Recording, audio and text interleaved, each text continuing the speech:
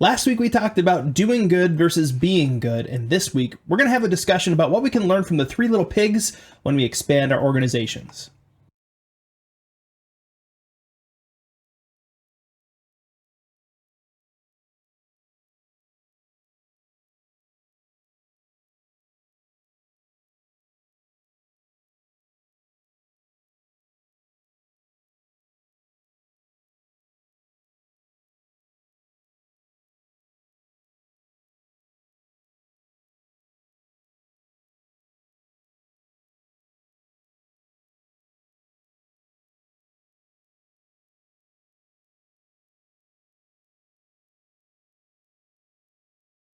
Once upon a time, there were three little pigs, and you know the rest. I'm not going to go through the entire story. But one built his house out of straw, one built his house out of sticks, and one built his house out of bricks. And then some other things happened, and they ended up cooking and eating the wolf in some versions.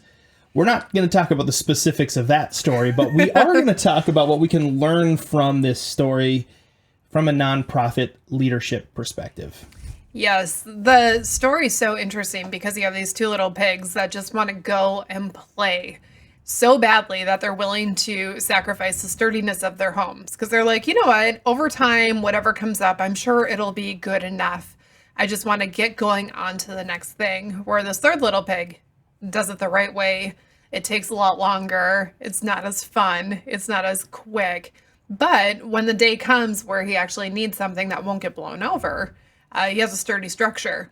And this is a very important concept as we are looking at expanding our organizations.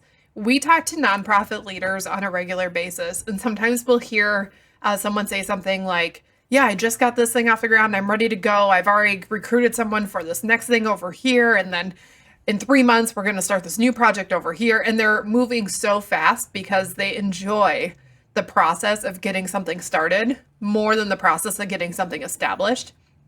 And so they're running from one thing to the next thing, because it's fun for them. They get excited by it. And they don't realize that they're building a whole bunch of structures that don't have that ability to withstand the storms that come with nonprofit work. Storms come in life in general, but storms in nonprofit It's just a whole different kind of storm. It's just a different kind of storm. Yeah, absolutely. Well, I mean, I know that I tend to be the kind of person that's like those first two pigs. Like, I like starting things, and I don't like detail work. I don't like it when things feel like they're taking too long. And I don't like having to wait for something to solidify. Like, I just want to build a thing and move on. I want to be the ideas person. I want to be the person who gets excited and works from that excitement, and then I get bored after a couple months, and then I want to move on.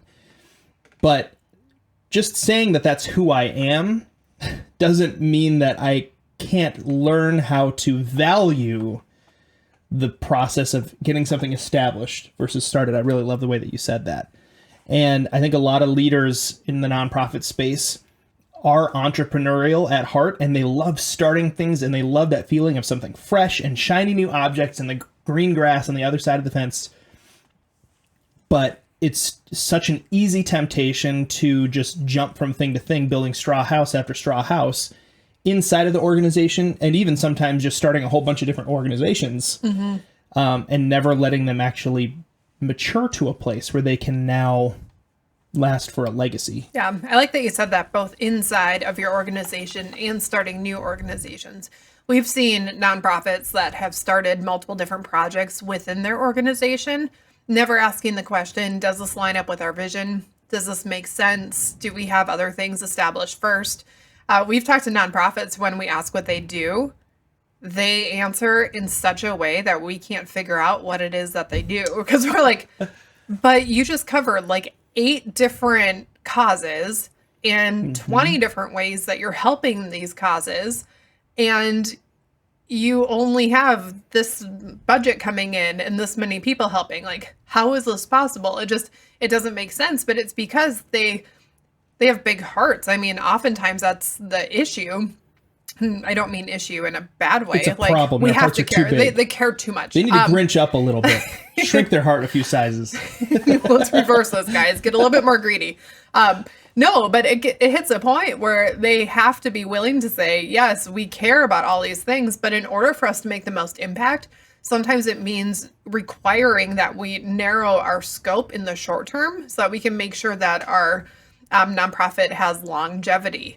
So they might have marketing material that throws out, we did this month, and then next month they're doing something else. And from an outside perspective, it looks like it's going really well because they have all these projects going on. They're doing so much and they're tackling so many different areas. And sometimes it almost seems confusing, but it's like, but it must be working. But then you get behind it and it's like, you don't have the infrastructure. You don't have the supporters. You don't have the regular donors. You haven't figured out how to utilize volunteers. You don't have the systems built up. You don't have your foundation squared up properly. And so everything is hinging on stuff that isn't solid, that hasn't been built properly. And the problem with that is if something comes through and knocks out one aspect of one of those organizations, the entire thing falls. It's not like if you built up an organization that had like 3 main areas and something comes through and kind of knocks off one of them a little bit, like maybe a funding source changed, the one that you relied on for a long time, and suddenly it's gone. Chances are, if they're properly built, that one thing isn't going to knock out your entire org. But when it's built too quickly and has too many things, relying on everything else to make it look good, and you're relying on those external things, look at how shiny we are, donate to us, and that's part of your marketing. Once something goes, it all goes. It's bad domino effect. Yeah, we talk about things like hollow organizations that look good from the outside, but they're not strong on the inside. Or we talk about having strong foundations. We talk about all these things. I was going to say, it's like the difference between building a castle and having a bouncy house that looks like a castle. They're both technically castles, but what kind of castle is going to leave a legacy? What kind of castle is going to last? One can barely even stand up to children jumping around in it. And the other one is around for thousands of years because even though wars have torn through the country and they've, been bombarded with cannonballs and even bombs, there are castles in Europe that are still standing after World War II and being subjected to all the craziness that happened there. And so it's just it's a mindset that we have to think of when we are leading nonprofit organizations. In every conversation that we're having with people, in every new system that we're starting or launching, hires, firings, all of that stuff. Are we building a straw house or are we building a brick house? Da-da-da-da. That's what I was thinking too. Ow! Ow!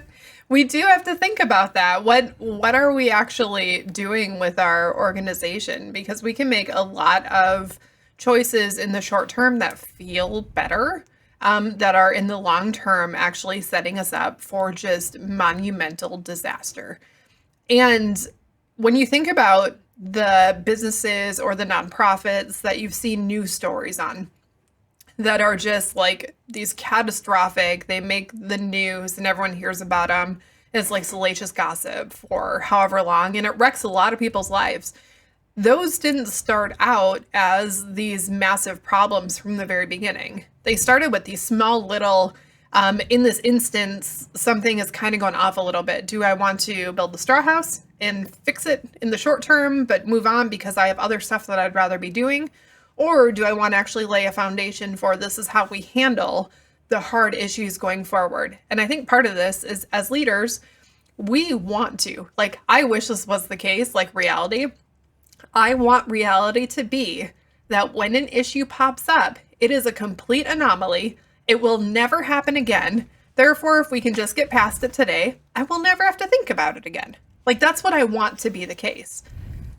What's reality, though, is how we handle that issue determines how it will be handled every single time it pops up again.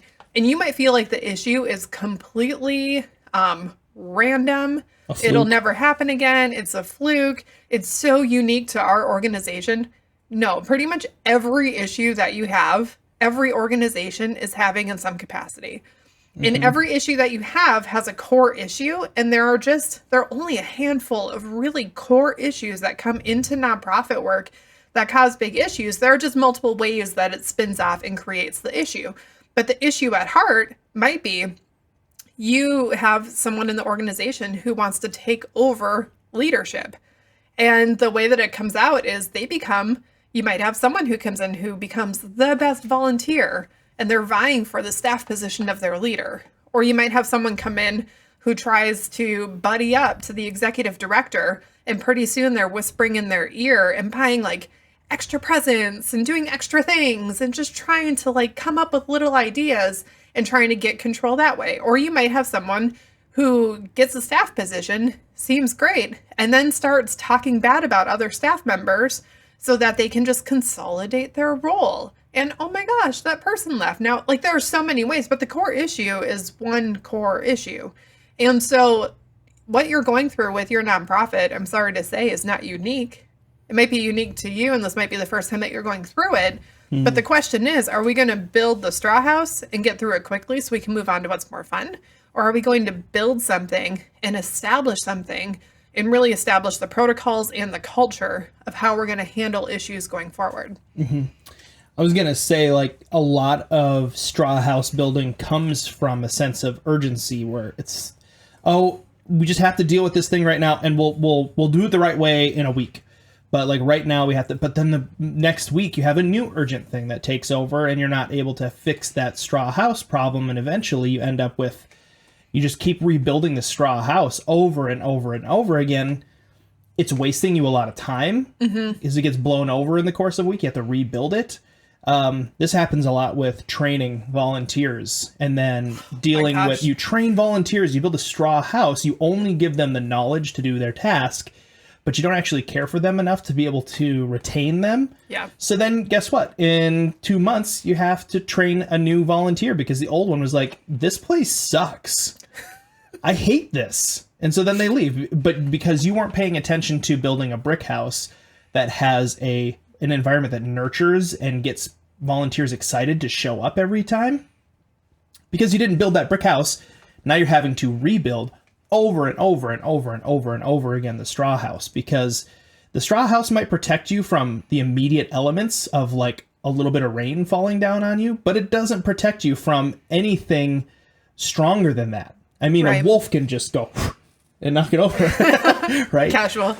I was also going to say this too. While you were talking, it made me think like people draw out these great blueprints of like, this is a great house, but the materials that you make it out of makes all the difference.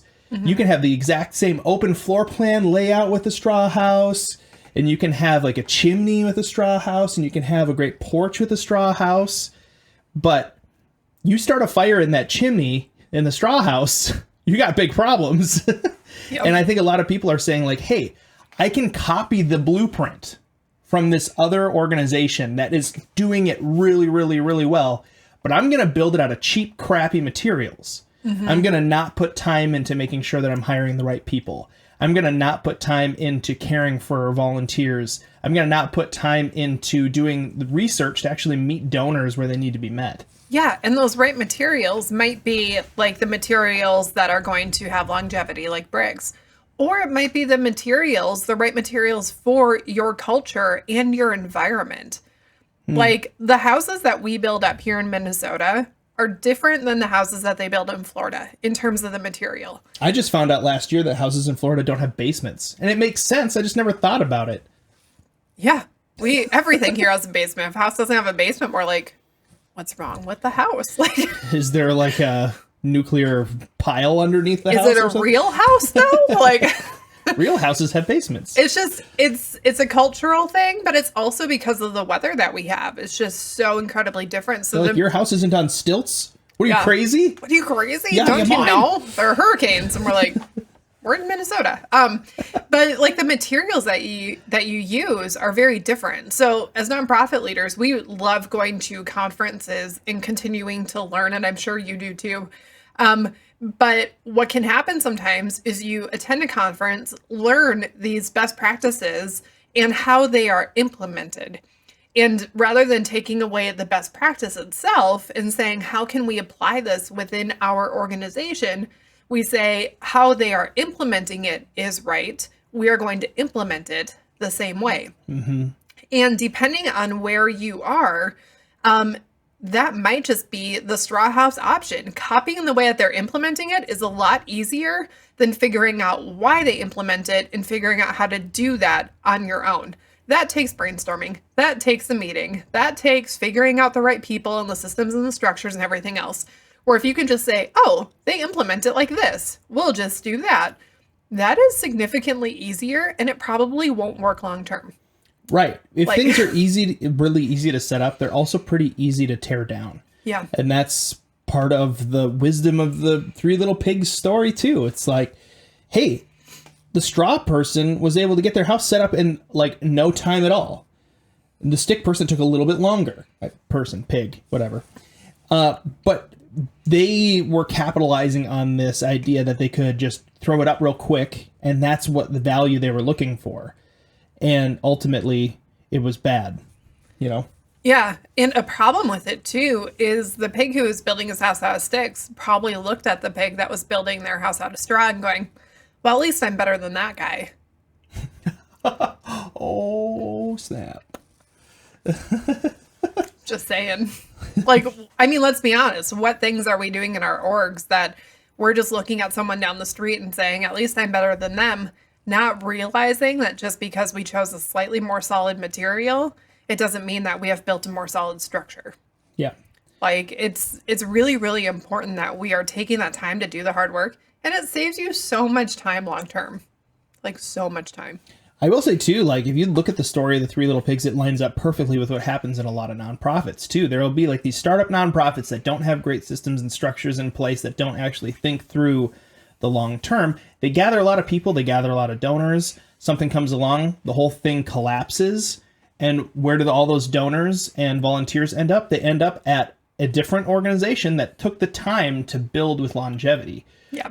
You know, it's not all about taking people from one nonprofit and putting them in the other, but the ones who stand the test of time also benefit when the other ones fall apart. Mm-hmm. And you don't necessarily want to be the nonprofit organization that falls apart, right? You want to be the one that people are like, hey, we were a part of this other great nonprofit, but something went wrong, it all fell apart. Like, you're doing something similar. Can we come and help you? Yeah.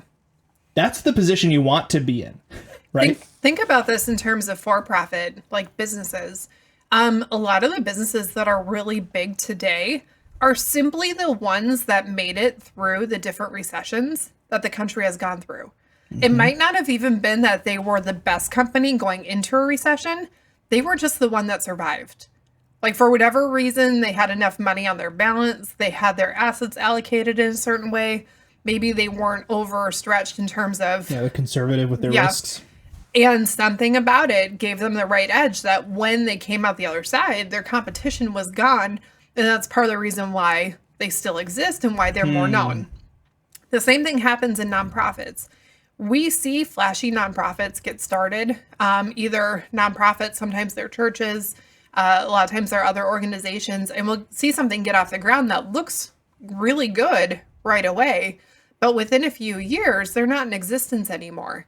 And it's because something came along and the organization itself was structured in a way where it wasn't able to withstand whatever was happening.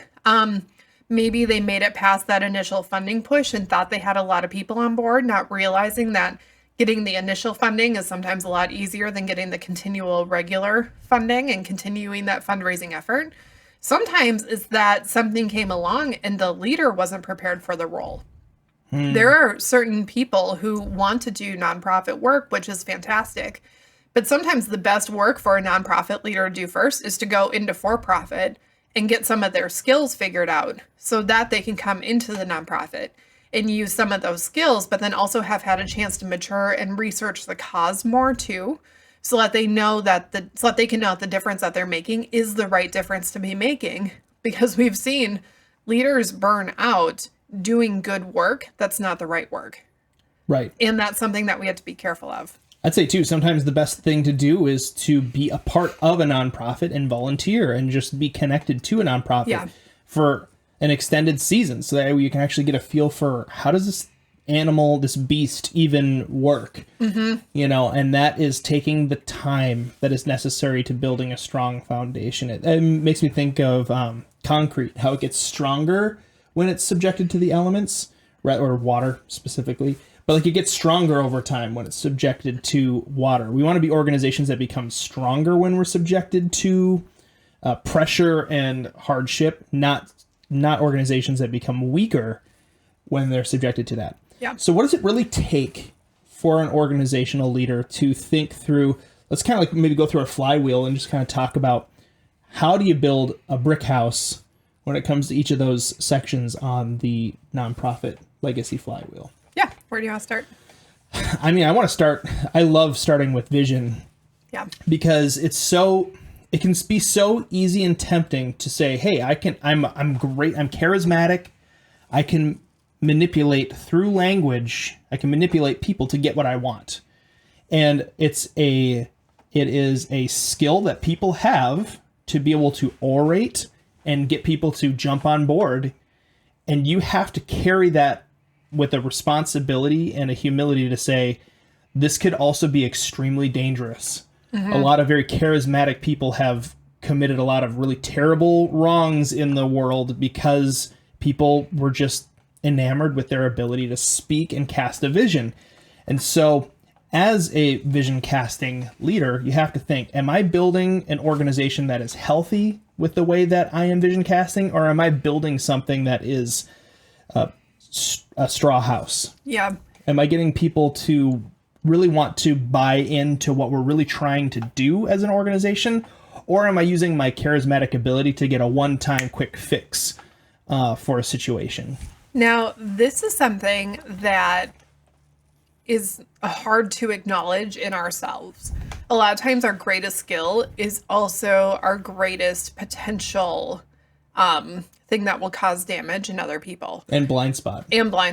Yeah. Because if we are someone who are like, we're really great at casting a vision, we're really great at getting people on board, we're really great at explaining the why. That means that we are also really great at manipulation, and we are also really great at using language to put pressure on people to do what we want them to do. And if we are unwilling to recognize that, we actually are more likely to fall into that. And so starting out by saying, how am I building this? Starting with vision, how am I actually even vision casting in a way that creates a foundation of trust long term? Because if we aren't going to acknowledge the fact that we can be quite terrible people, if left to our own devices, if saying, I'm just going to go get mine, and like, I'm just going to respond from my hurt versus or go fear. through the work, of getting to the other side of whatever needs to happen. The things that we are great at can easily become the things that start harming the people around us. And the way that we vision cast, if we're not careful, can very quickly turn into the thing that actually destroys our organization, because we either lose sight of the vision or we start misusing the vision. Yeah, and the prime example of building a straw house with vision casting is guilt mongering. Like just using guilt as a motivating factor. Guess what? It works, but it's a straw house because eventually people just get tired of being guilted into everything and they leave. Or guilt only goes so far. People just can't take it anymore, and they'll say they're burnt out, but really they're just tired of just constantly feeling guilt about not helping all the time or whatever it might be, or giving all the time. Cool. Moving on from vision. How about followers? Followers. Followers is a really interesting one, because in a society that, especially with social media, wants all the followers, it's really easy to try to force numbers and say, and like try and get people to do what you want them to do in order to make it seem as if you have more followers than you actually have. I need you to go here and do this and like this and share this and ask these people to like this many times. And you can actually falsely boost your own numbers in a way that actually destroys any hope of people seeing your content, honestly. or Yeah. any hope of people wanting to become a follower because the way that you are asking for them or the way that you're getting them is so inauthentic or so pressury or so fake that people look at it and they're like, this isn't real. I don't want to do it.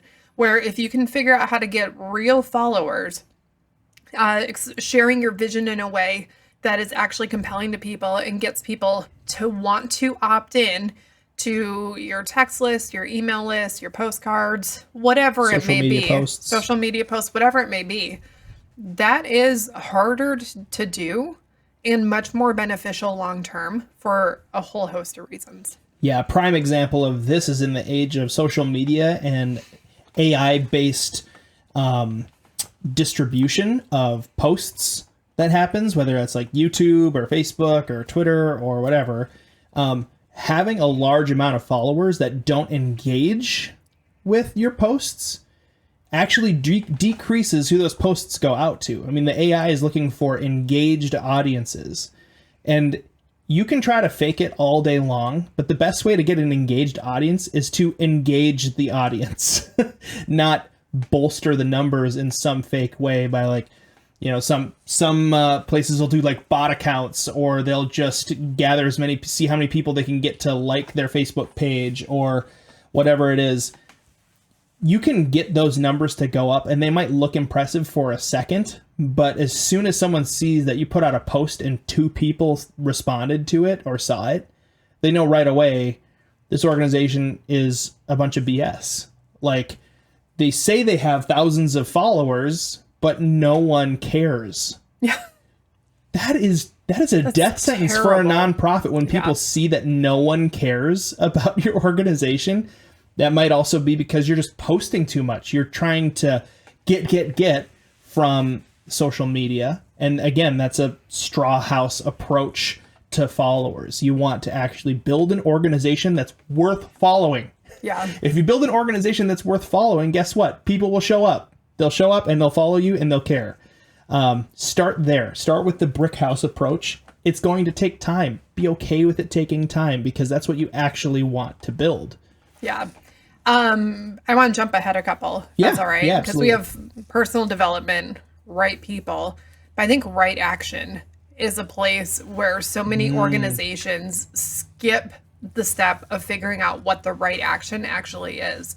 Because personal development, obviously, it's developing yourself, getting the right people versus getting the wrong people. And that's a very important thing to figure out for your organization. But that right action, so often we have an idea of what could be done as an organization. And part of the right action that is often skipped is first asking the question, just because we can do it, should we do it? And then brainstorming what the right action actually is, not the one that we think it is. Now, as a leader, our guts tend to be pretty dang good. That being said, we have to have that conversation so that we have people that we trust pushing back on our ideas so that we actually know if it's the right thing. And sometimes, and this is a weird part of the right action, but it's figuring out and going through the work of having those right conversations to figure out what the right action is. And sometimes in the short term, a right action to beta test a new aspect of your organization might be to build something out of straw. Sometimes we have a good idea as an organization and it's like, well, I think this thing's going to work. So we're going to invest tens of thousands of Dump all the dollars resources and into dump all the resources and all the key people into it and spread everyone out and everyone's so thin that nothing can sustain itself anymore to see if it works because my gut says it's going to work. Therefore, obviously it's going to work. And so the right action is starting with those conversations and getting the right people in the room to actually have those conversations. Yeah, taking time to figure out what the right action is the first step to right action. You can't just assume you know what the right action is, Yeah. especially as a leader. Yeah. Because you might have 100,000 foot view of what's going on, but you also don't have eagle eyes. You can't see down at the microscopic level. And a lot of times there are things going on at the microscopic level that require a lot more attention right now than what you think needs attention. We've seen organizations have leaders that have the right gut response to something, but the way that they choose to implement it, because they don't bring in the leaders of that actual aspect of the organization, is so detrimental to those leaders that those leaders eventually quit. And they're like, you had the right thing, but the way that you chose to implement it destroyed everything that I've been working on for the last 2 years. And we had the right teams, we had the right people, we had all these other things going on that you couldn't see because you are too far removed. And you were not humble enough to say, I see this situation going on. Let's talk about a potential solution rather than I know the right solution. Yep. And oftentimes the right action too, with having the conversation, is also just waiting. There are times with Ted that I'll be like, I have a gut feeling that this thing needs to be addressed, but I don't know why yet. So I'm telling you not to take action. I'm telling you that we're going to have to address this. It's good that you tell me not to take action because I usually jump. Ted will jump. If I'm like, hey, we're having and then I check to see if I have a parachute. I'm like, I jumped. Oh, shoot. Yeah, there have been times that we'll have a leader underneath us. I'm like, this needs to be addressed with this. Something needs to be addressed here with this person. And Ted will be like, all right, I'll go have a conversation. I'm like, no. I don't know what needs to be addressed yet with this person. My gut just says something is not quite how it should be. Give me a day or two to kind of just let it sit. And once we kind of figure out what's going on a little bit more, because I don't want to go into a conversation like, all right, we just need to fix it. When they're like, fix what? I'm like, I don't know, but let's figure it out. Like, those aren't productive conversations, and you're much more likely to end up with everyone frustrated in a fight. So, not that, I mean, your gut's good too, though, when you're running.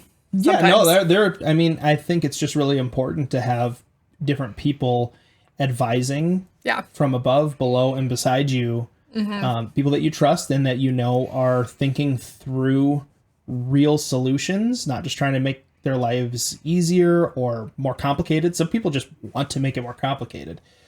So just having those people around you so you can check your ideas, whether you're somebody who likes to take a lot of time with their ideas. Because sometimes you'll say, I just need a couple days, and be like, and I'm like, we can't wait a couple days. This is something that needs to happen, like probably in the next hour. Now. So we should prioritize thinking through how we're going to handle this situation in the next hour. Yeah.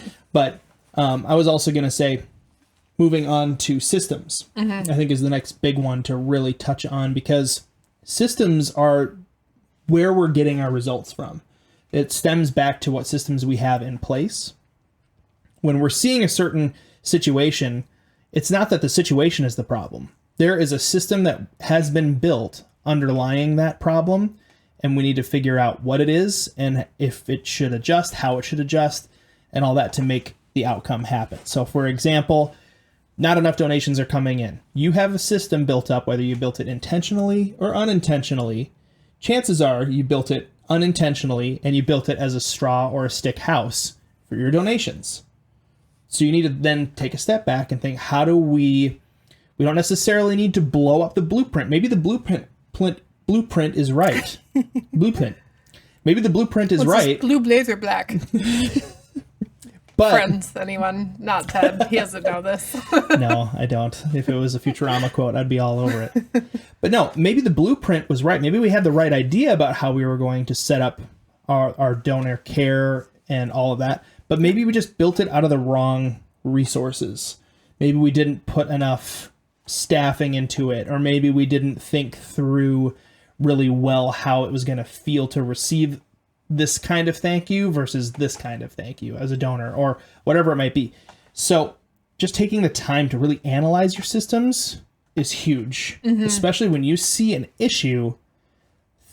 Taking the brick house approach and saying, okay, let's just kind of pull back the curtain and look at what this is actually built out of. If the structure is right, then we need to fix what it's built out of. Sometimes the structure is wrong, and then you need to actually excavate and change things. But I've seen people who are like, hey, let's just bulldoze the whole thing, and all they really had to do was just put some bricks around it. Like, it was working, it just needed more resources, or it needed a little bit more time to mature. Yeah. Or, they're like, oh, this wall's shaky, and it was bricks, but, like, the cement hadn't set yet. Like, it's just, give it a little bit of time, and things will be great, but... There are certain things that giving it a little bit of time is exactly what's needed. And then there are some things where giving it a little bit of time is enough to actually, it's like Yeah, letting the cement set versus letting the mold grow. Like a little bit of Yes. time can be the best thing for it, or it can be the worst thing for it. Or if it's cheese, it could be the best thing for it. Mold. Sorry. Okay. So understanding what it is that you're looking at and having those right advisors around you and the right people around you and bringing the right people into those moments to figure out what those things are, and understanding that there are things right now in your organization that are made out of straw, and there are things in your organization right now that are made out of bricks. And just because you think you might know which is which doesn't mean you actually know. And so before you go ahead and start tearing down random stuff and assuming that certain things are right and certain things are wrong, it's really important that we take the approach of first asking questions and just gathering information. Especially the more layers that your organization has, wherever you are within the organization, there is only so much that you can see. And I've heard some leaders say, well, I'm the leader of the organization, or I'm the founder of the organization, so therefore I know best. But if you are in that executive director position and you have a large organization and you have like someone beneath you and someone beneath them, and that person's overseeing 3 different people, and those 3 people lead the volunteers, and they probably have a volunteer leader and then a few more volunteers, you are not in the best position to know what is working to get volunteers into your organization. You might have a good idea of what's working, but until you go and actually have those conversations with the people, until you actually examine the systems, and then until you actually go and see what vision casting actually looks like to get volunteers in the door, you can't necessarily know. And so we don't want to take the idea of a straw house versus a brick house and walk into a room and say, I am the person who founded this. I am the person in charge. Therefore, I'm going to tell you. I'm going to go through all your teams. This one's straw, brick, straw, brick, straw. Fix it. Like, it's not going to help the situation. So as leaders, we need to go in assuming we probably have good guts, because over time, you get better at reading the situation, the people, everything going on. But we also have to be willing to say, just because I have had experience in this doesn't mean that I can assume that I'm right in this moment. Yeah. So let me go in and ask the right questions. Just recognizing that as a leader, you have a limited data set. You don't have all the information. You might have a really good idea of where to go next, but you're also working with limited information. Yeah. And so doing that recon and figuring out, okay, what's actually happening on the ground levels? How are our volunteers actually feeling? Not just are they showing up, but like, are they excited when they show up? Do they show up late and they are like, oh crap, I showed up late? Or do they show up late and they're like, yeah, who cares? Like, those are things that That's you can't huge. necessarily tell from the top. You don't get to see those immediate interactions, but conversations with people who are really working in the trenches in your organization is going to actually bring those things to light. And then you can use that in combination with your gut and your experience that you developed over time to make really good data-driven decisions, not just... And you said talk to the ones who are actually in the trenches. I know there are some leaders right now that are like, I'm in the trenches too. Don't true. say that. You might be in a different trench though. So we need to acknowledge that we can't see everything that's going on everywhere with all the people. That's really, really good. So with that, we would love to hear from you and hear something right now that you're trying to figure out, if it's a straw house or a brick house. We're just curious because we know every organization is trying to figure out a different aspect of their organization. So we'd love to hear from you. You can email us at office@legacybuildersintl.com.